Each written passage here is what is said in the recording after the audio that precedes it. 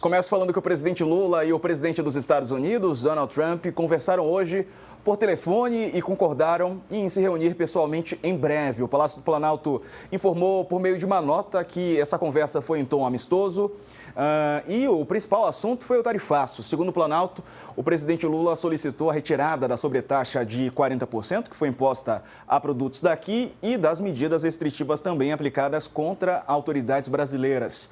Lula também considerou a possibilidade de se reunir presencialmente com Trump durante o encontro, que vai ser lá na Ásia, com o Bloco Asiático na Malásia, no fim deste mês. E se dispôs a viajar aos Estados Unidos, além de ter reiterado o convite para o Trump participar da COP30 em Belém em novembro. Fato é que a íntegra da nota do Palácio do Planalto diz o seguinte, vou ler aqui ela todinha, abre aspas. O presidente Luiz Inácio Lula da Silva recebeu na manhã desta segunda-feira telefonema do presidente Donald Trump dos Estados Unidos. Em tom amistoso, os dois líderes conversaram por 30 minutos, quando relembraram a boa química que tiveram em Nova York por ocasião da Assembleia Geral da ONU. Os dois presidentes reiteraram a impressão positiva daquele encontro. O presidente Lula descreveu o contato como uma oportunidade para a restauração das relações amigáveis de 201 anos entre as duas maiores democracias do Ocidente. Recordou que o Brasil é um dos 3 países do G20 com quem os Estados Unidos mantêm superávit na balança de bens e serviços. Solicitou a retirada da sobretaxa de 40% imposta a produtos nacionais e das medidas restritivas aplicadas contra autoridades brasileiras. O presidente Trump designou o secretário de Estado, Marco Rubio, para dar sequência às negociações com o vice-presidente Geraldo Alckmin, o chanceler Mauro Vieira e o ministro da Fazenda, Fernando Haddad. Ambos os líderes acordaram encontrar-se pessoalmente em breve. O presidente Lula aventou a possibilidade de um encontro na cúpula, na Malásia. Reiterou o convite a Trump para participar da COP30 em Belém e também se dispôs a viajar aos Estados Unidos. Os dois presidentes trocaram telefones para estabelecer via direta de comunicação.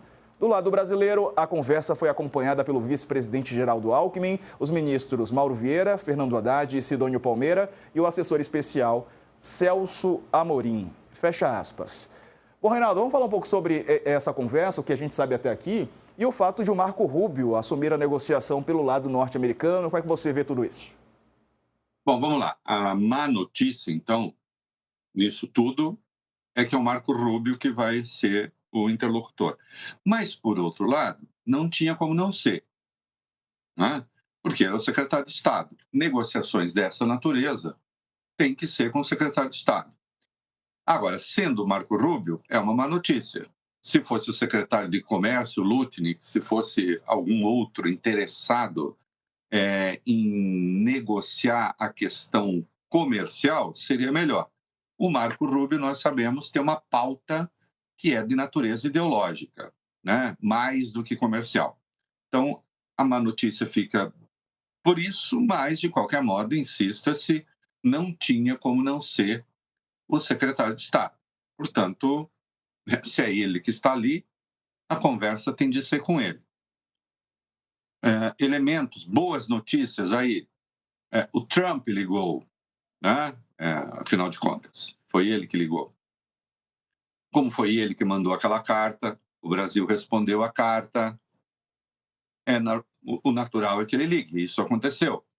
Ele ligou, a conversa, quando o Brasil diz que houve boa química, né, voltando à questão, à fala do próprio Trump na ONU, né, é um sinal de que, enfim, a conversa foi cordial. Trump até teria dito, está na coluna da Mônica Bergamo, que a breve conversa que ele manteve com o Lula na ONU foi a única coisa boa que ocorreu na ONU. A gente sabe que o Trump é um crítico severo da ONU.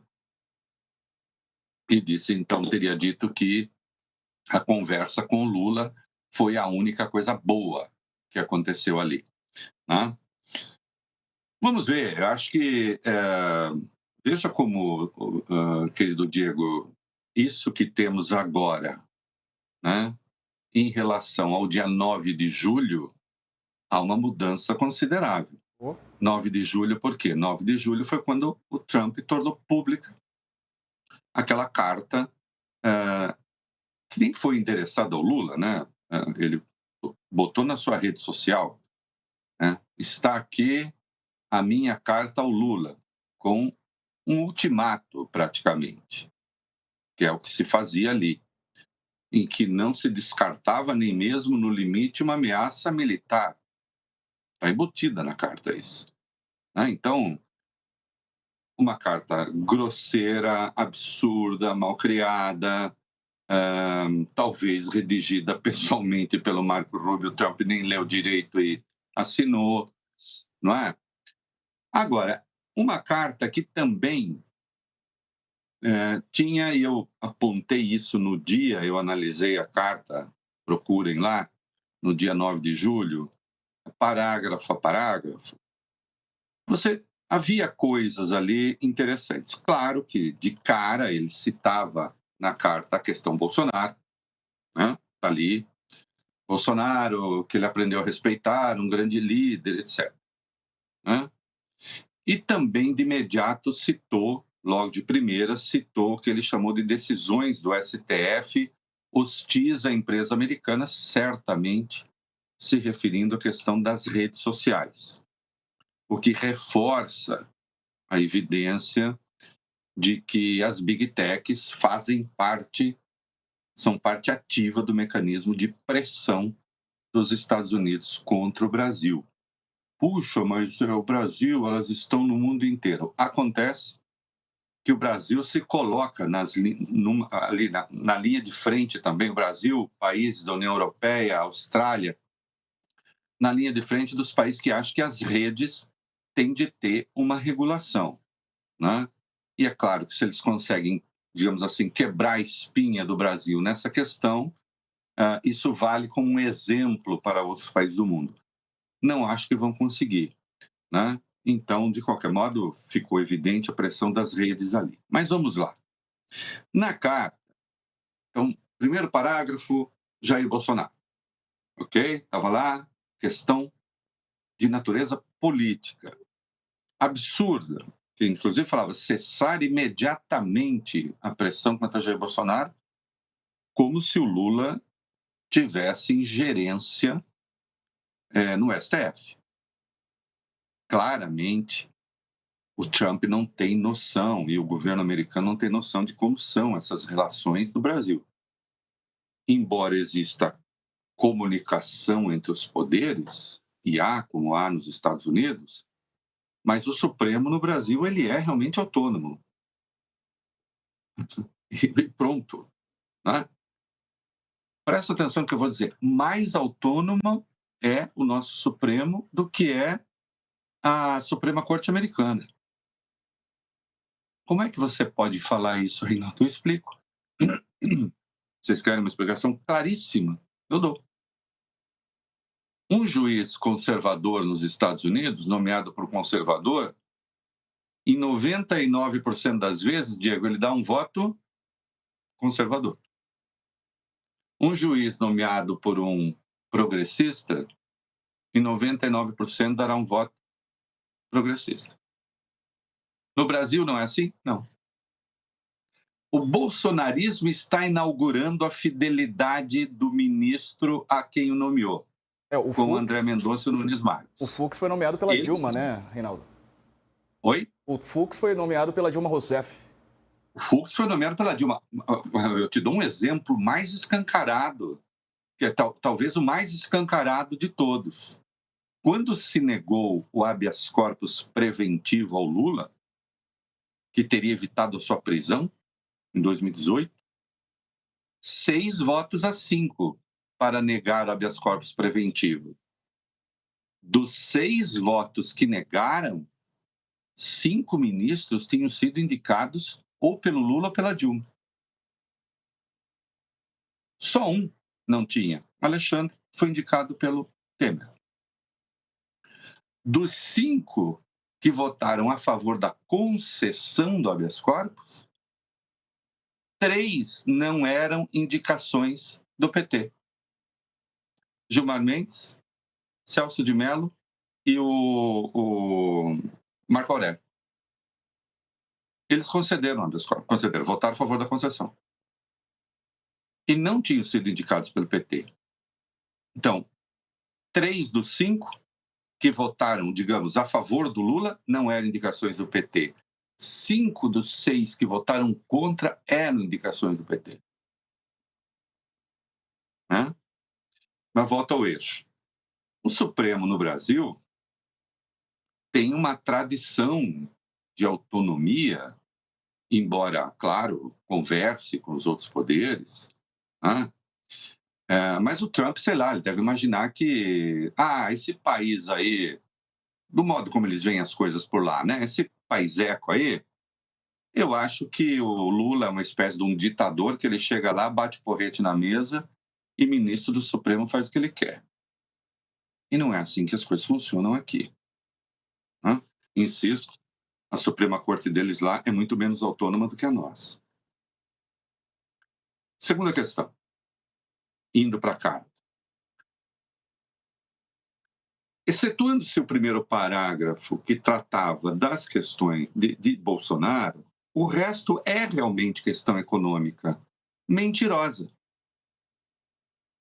Porque ele fala lá na carta, eu falo aqui, da muito injusta relação comercial gerada pelas tarifas e barreiras tarifárias brasileiras. Como lembra agora a síntese que o Brasil fez da conversa, no G20 os Estados Unidos têm superávit com apenas 3 países. Com 17 ele tem déficit. O Brasil é um dos 3 com que ele tem superávit. Aliás, o Brasil é um dos poucos países do mundo com os quais os Estados Unidos têm superávit. E não é pequeno, de 2009 até agora, são 415 bilhões de dólares, considerando as trocas, propriamente, de mercadoria, né, para ser genérico, e serviços. Então, a relação é altamente, se é para usar esse vocabulário, ela é desigual para o Brasil. O déficit é nosso, não é deles. Aí diz a carta do Trump, que é engraçado, porque isso entre aspas, nosso relacionamento, infelizmente, tem estado longe de ser recíproco. Olha, Diego, é verdade. Não é mesmo? Pior pra gente, né? Contra nós. Agora, eu nem trato... Eu acho essa palavra tão errada quando você fala de relação recíproca nesses casos, que quando você tem déficit com um país, é porque você precisa daquilo que você está comprando daquele país, não é? Eu, por exemplo, tenho uma quitanda aqui perto de casa. Nós temos uma relação deficitária com a quitanda. Que a gente compra coisa da quitanda. Só que eles entregam a mercadoria.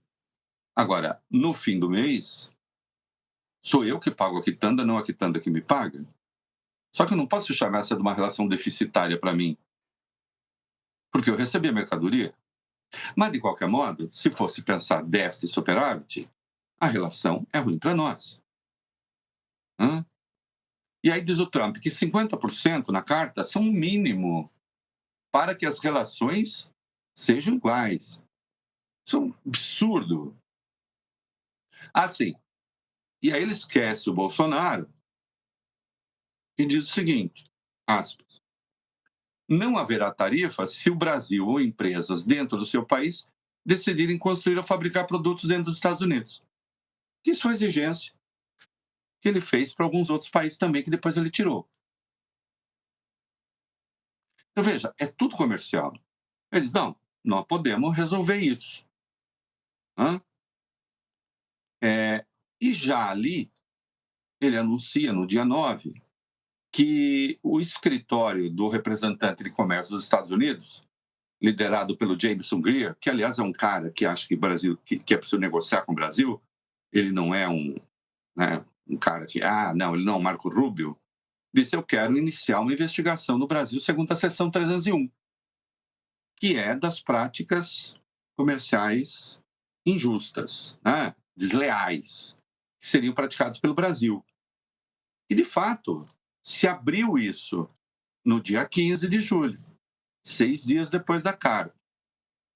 E é ali que fica claro que um dos problemas importantes para os Estados Unidos era o PIX, que ele fala, eu quero a questão do comércio digital e serviços de pagamento eletrônicos. Então, de olho no PIX brasileiro. o que eles chamam de tarifas preferenciais injustas, o que é uma tolice, porque esse negócio, os países, eles não têm as mesmas tarifas, eles vão equilibrando isso com os vários países. Há taxas para um país que não são as mesmas por outro. Você vai tentando equilibrar a balança. Falou da questão da corrupção no Brasil. Quem mudou a lei anticorrupção no poder foi o Trump. Eles têm uma lei global anticorrupção. Ele assinou uma ordem executiva dizendo que ela não alcança americanos, só alcança estrangeiros. Né? A proteção da propriedade intelectual, a famosa 25 de março, e o desmatamento ilegal. Trump resolveu se colocar como um defensor do meio ambiente, que na verdade está querendo proteger o agro americano e também a questão do etanol. Então, veja, a carta já trazia Bolsonaro. O Bolsonaro foi usado, tem sido usado, digamos assim, tem a coisa complexa. O lado pragmático dos Estados Unidos é assim: vamos usar esse idiota desse Bolsonaro como um pretexto para a gente forçar uma negociação com o Brasil que seja mais favorável aos Estados Unidos, mais ainda do que é hoje. Né? Alguns brasileiros adoram detratar o Brasil. O Brasil não é nada, representa pouco mais de 1% do comércio mundial e tal. Calma lá, o Brasil hoje é um dos principais fornecedores de alimento para o mundo. Não somos um gigante na tecnologia, está muito longe disso, mas, sim, o Brasil é importante no concerto global. É preciso pensar nisso. Vamos tentar negociações mais vantajosas ainda do que são hoje. E esse Bolsonaro é o idiota que serve para a gente negociar. Certamente o Lutnick, secretário de Comércio, certamente o Jameson Greer, que é o representante comercial, diz, bom, vamos lá, dá para a gente conversar. E há aqueles que são ideológicos. O Marco Rubio é, sim, ideológico. Ele, de fato, é um interlocutor da família Bolsonaro. Ele, de fato, olha o Brasil como se o Brasil, sei lá, fosse filo cubano e ele ainda quer se vingar de Cuba porque a família migrou. Ele é um tarado ideológico, né? De extrema direita, enfim. Tem uma visão da América Latina que é a pior possível, até como latino que se sente integrado ao império. Enfim, é um coquetel de coisas ruins esse cara. Né? Que é o que vai negociar, porque afinal ele é o secretário de Estado. Mas, de qualquer modo, esse sim, esse tem uma pauta que é mais ideológica. Parece, pelo andamento da carruagem, né? Pelo cheiro da brilhantina, como se diz em Dois Corpos, se diz, que as coisas vão caminhar para uma negociação que é de natureza comercial. Até porque, aí sim, vamos lá, os Estados Unidos também estão se dando mal com essas tarifas. Não só em relação ao Brasil, mas outros países também. E para o Brasil, insista-se, bom não é. O que é bom? Não tem nada de bom nisso. Ou tem alguma coisa. Ficou demonstrado que sim, os Estados Unidos são importantes para a economia brasileira, mas estão longe de provocar o Armagedon no Brasil. Né? Até porque, para manter a funcionalidade da própria economia americana, as tarifas extras impactaram menos da metade da pauta de exportação brasileira.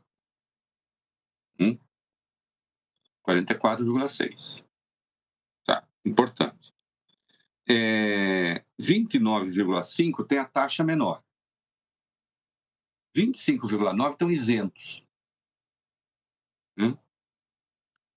E produtos ali sobretaxados, como café, carne, açúcar, foi relativamente fácil e tem sido haver o redirecionamento desses produtos para outros mercados. Então, por exemplo, se pegasse aviões da Embraer, aí é complicado. Você não chega ali e diz assim: você não quer comprar avião? Não são contratos de curto prazo, né? Já as commodities agrícolas em particular, isso é mais fácil de encontrar mercado e o Brasil está encontrando.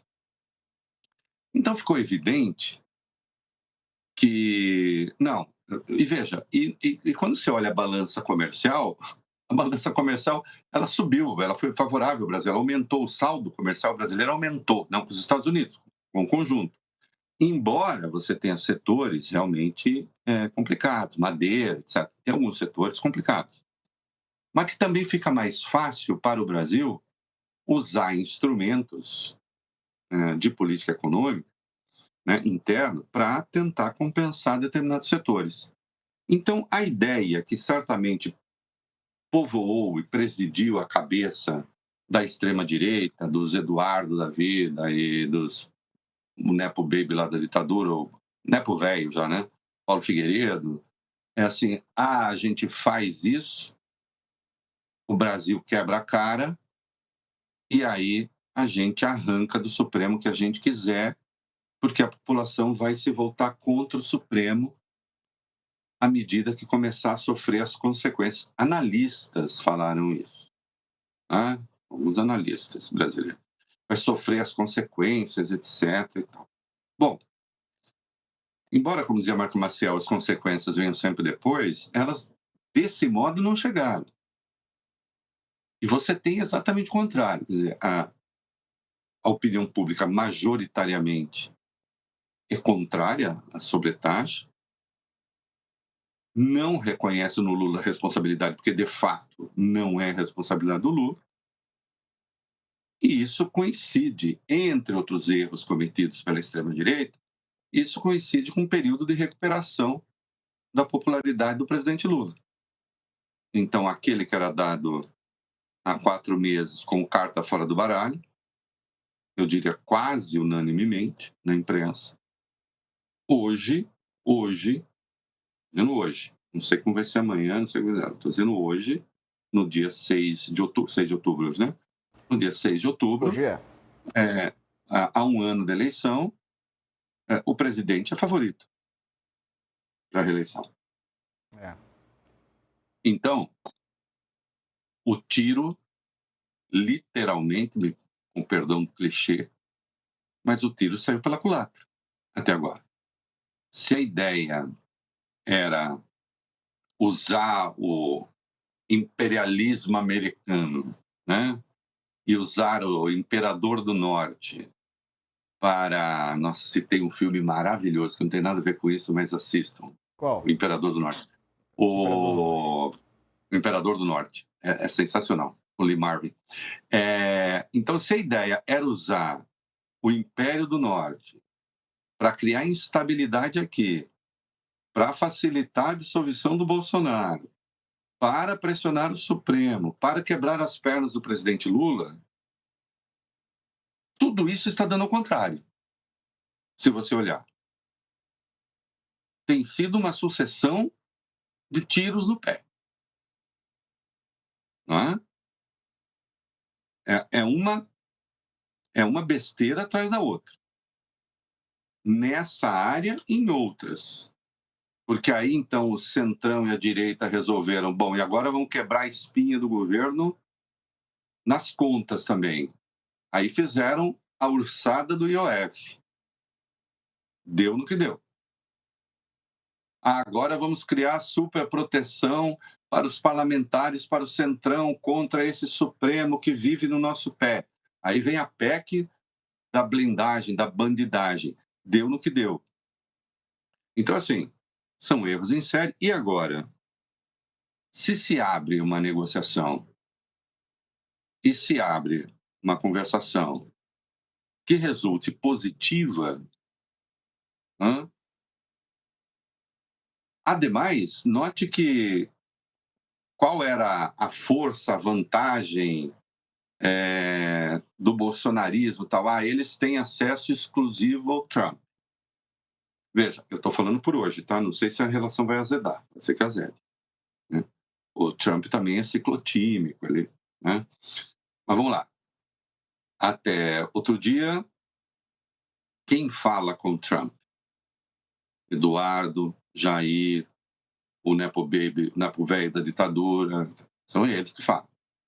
Agora, teriam trocado telefone, é um canal de conversação.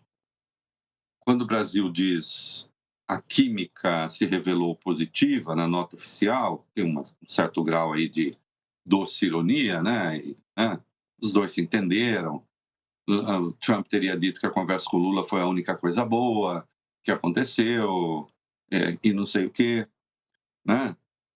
Se abre esse canal e se há um relaxamento das medidas, né, sem que se volte atrás em nada na questão Bolsonaro, porque essa hipótese não existe.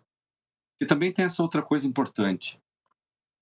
Existe, assim, se alguém disser, existe alguma possibilidade de, bom, então vamos resolver essa questão do Bolsonaro e aí... Não, isso não vai acontecer.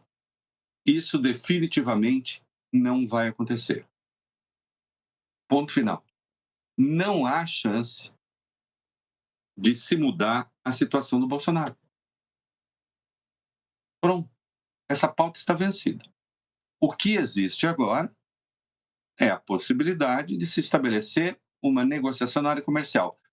É possível, pela nota brasileira, pela nota do governo, que se tenha tocado na questão Bolsonaro na conversa entre eles. Porque se você olhar ali, diz que a questão principal foi a questão econômica. Se a principal foi a econômica, qual foi a não principal? Bom, o que havia de contencioso não econômico ali, o que? Guerra, Gaza, a Ucrânia. Se bem que a Ucrânia, o Lula e o Trump nem têm diferenças tão grandes. Em Gaza, sim. Pode ser até que o Trump tenha falado alguma coisa, tenha tocado em algum momento na questão do Bolsonaro. Pode ser, não sei. Agora, se tocou, é irrelevante porque não há o que fazer nesta área. É preciso que a direita brasileira tenha clareza disso, né? Uma parte tem, outra não. Ou todo mundo tem, mas aí você tem diferenças de estratégia e, por isso, a extrema-direita hoje está numa briga de foice no escuro, né? Estão se